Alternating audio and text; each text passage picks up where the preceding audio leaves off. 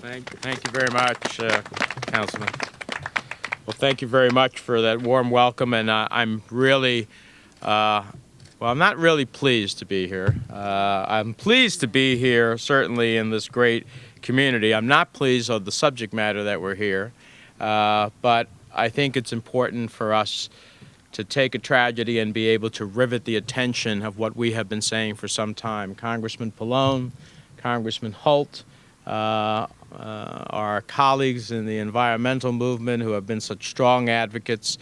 We have been saying for some time against the drill baby drill crowd that this is just not in the interests of the United States, particularly when what we are going to drill for is an energy source of the past versus an energy source of the future, one that would create enormous risks to our coastal economy, which is in the billions of dollars, and one that ultimately would produce a few drops of gasoline at the end of the day compared to our needs.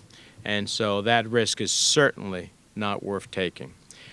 So as we look at this beautiful horizon, and I appreciate my colleagues letting me go first, I may have to leave at some point. I'm supposed to be honored by the New Jersey Conference of Mayors in Atlantic City. So, but I appreciate them allowing me to go first in this process.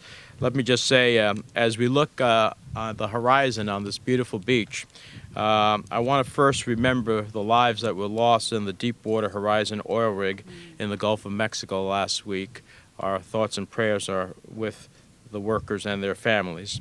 The loss of life is truly horrific, but the environmental impact is also equally as devastating. As we stand on this beach in Ocean Grove, let's remember what it would mean if it happened here at Ocean Grove. Over 1 million gallons of oil have already leaked into the Gulf. Imagine a fraction of that washing up on this beach. Every hour that passes without a way to cap the well leads me to wonder what the extent of the damage will ultimately be. And as I was driving here, I was listening to the radio, and already elements of the oil are getting into inlets and critical ecosystems along the Louisiana coastline. For Ocean Grove and for every coastal community in New Jersey, this is a wake-up call.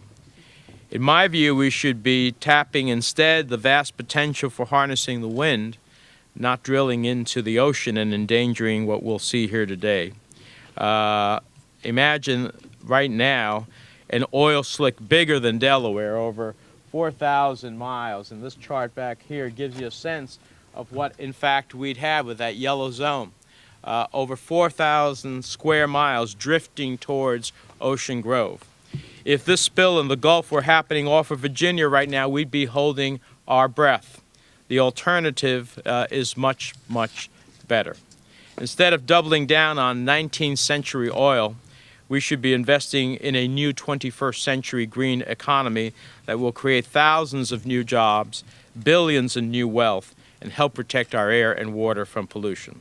It's time for this country to move forward and embrace the future rather than to clutch to the ways of the past. That's why drilling is simply not an answer. Our pristine coastline is magnificent. Wildlife is abundant. Tourism depends on that ocean, these beaches, and New Jersey's shore remaining as they are. We can't let it happen here. 42,000 gallons a day was bad enough. Now we learn that the spill from the Deepwater Horizon is far worse, at least 5 times that amount each and every day. The Coast Guard and NOAA now say it's not 42,000 gallons a day, but 210,000 gallons a day. So look at this beach and imagine what it would mean. Imagine if the leak continues for 2 or 3 months, which some say is a real possibility. In 2 months, it will have exceeded the amount of oil spilled in the Exxon Valdez disaster. The difference is that the Exxon Valdez was a tanker with a finite amount of oil abroad. This is virtually a bottomless pit of oil flowing unchecked into the open ocean. When compared to this spill to previous spills, the Coast Guard said, well, looks like this spill is going to be like the Ixtoc 1 spill. Well, that spill, which was back in 1979, was an exploratory well that blew out in the Gulf of Mexico. It took 9 months to cap, and the resulting spill was the second largest in world history, over 10 times larger than the Exxon Valdez spill. And the spill traveled 600 miles, blanketing the coast of Mexico, Texas, and Louisiana, causing extraordinary damage. Now, I don't understand the administration, and I don't understand those individuals who say, we'll create a buffer zone off the coast, as if a little more room would protect the beaches. You know, it's pretty ridiculous. Oil spills don't respect state borders. They don't respect buffer zones. The ocean isn't carved out into little boxes that can be contained. So let's be real. My colleagues and I and many New Jerseyans who rely on our coastline for a multi-billion-dollar economy and our way of life have said for years that we never want the Jersey Shore to be spoiled by the threat of oil rigs out there. It's beautiful. It couldn't be more spectacular, what we have here. But imagine an endless flow of oil, an uncapped well at the bottom of the ocean, turning this beach into a long stretch of thick sludge. We've talked about what could happen. We warned that it was a bad idea, and now we can see the devastation in the images of the Gulf Coast.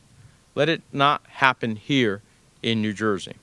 It's time to weigh the risk of drilling against the payback. What's the payback?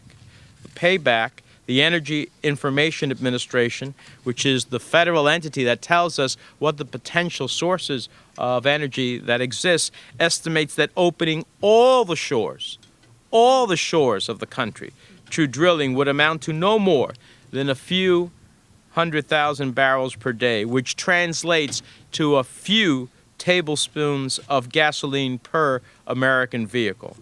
Hardly a drop in the bucket, with no measurable impact on gas prices. I don't want to gamble this beach and New Jersey's coastline and ecosystem on a few tablespoons of gasoline. And that's, in essence, what we are talking about. So, as someone who has opposed offshore drilling and continues to oppose it, I'm proud to join Congressman Pallone and Congressman Holt and Senator Lautenberg, who I know is going to be arriving shortly. We are sending a letter to the President. And Frank, I'm looking forward to signing it now.